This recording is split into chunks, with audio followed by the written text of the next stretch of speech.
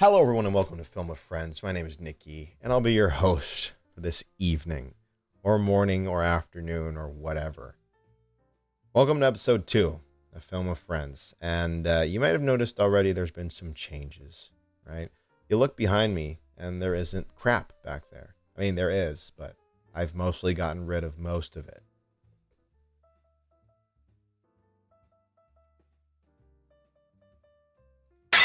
Oh. All right, somebody just dropped something. Everything okay? Over there?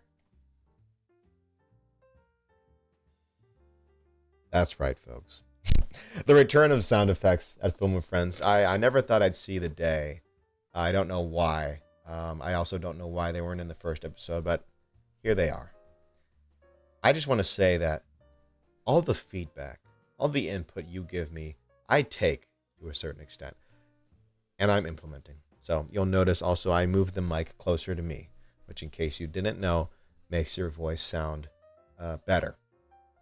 So I think those are all the kind of improvements that I've done for this episode.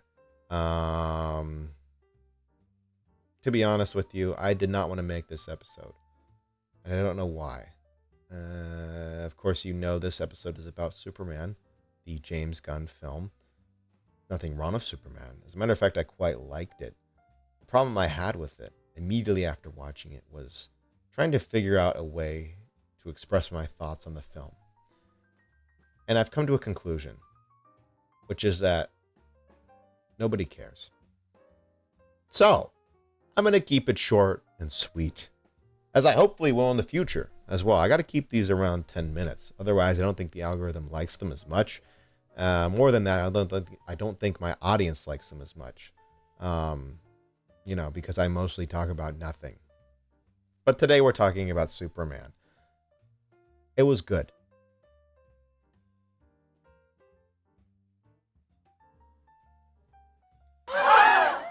James Gunn made a Superman movie. And what that means is, a guy who's known for taking weird, unique, obscure characters and making them likable, making them fun and interesting, made a movie about the least interesting superhero, Superman. And you might be saying, what? He is interesting. And he is kind of. But, he's just kind of a guy who can do anything and is invincible. So. But it works. And you know why it works? Because in this movie, he's surrounded by a cast of unique and weird creatures and characters.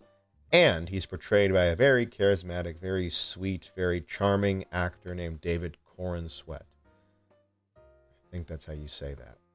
So, even though James Gunn might not be the perfect fit for Superman, what he does is still make a really fun, engaging, entertaining, thrilling movie where you care about the characters and what's going on, which is more than I can say for 99% of superhero films made in the last 3 to 5 years. This is a silly, corny movie. It has themes, of course, like all James Gunn's movies do, and those are great. But, first and foremost, this is in the vein of a Sam Raimi Spider-Man. This makes comic book movies fun and silly and goofy again, which I think is needed right now. Not in the sense that it's needed like water is needed, but needed for that particular genre. It's doing quite well domestically, which means in the U.S., and not as well internationally, which means in other nations outside of the U.S. Well, assuming you're in the U.S. I guess international to another nation might mean the U.S., but because that's where I am, don't dox me. I live in the U.S., right? International means other nations. So, yeah. Other nations don't care as much about Superman and might not care as much about superhero movies anymore. I don't know if that's indicative of a larger trend, but that's certainly what's happening right now. Regardless, I think the DC bosses, the heads of Warner Brothers, are very happy with how this film is doing, both commercially and critically.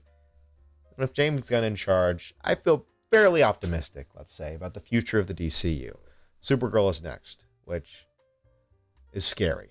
You'd think you want to interrupt the supers with something else, maybe a Batman, although that has its own problems, a Green Arrow, although that has its own problems, or a Flash, Wonder Woman, Aquaman.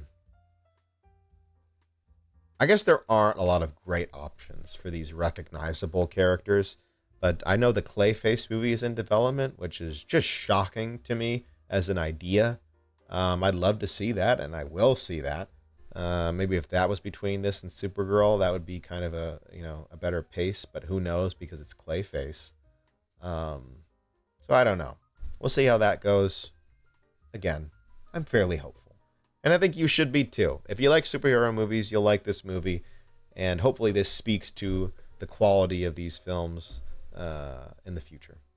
Who knows? But that's just my conjecture, my opinion as your friend, your film friend. So, I think with all that being said, it's time to wrap it up. Let me look at the timer here. 5 minutes, 59 seconds. Wow, this is going to do wonders. I wouldn't be surprised if this gets 1 million views.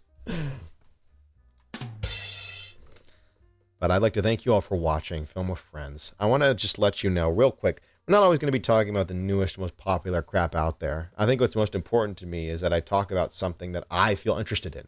That way you can too. Hopefully you were interested in this, even though I wasn't. But I was interested in talking to you. Which, maybe there's something deep in there, I think. But,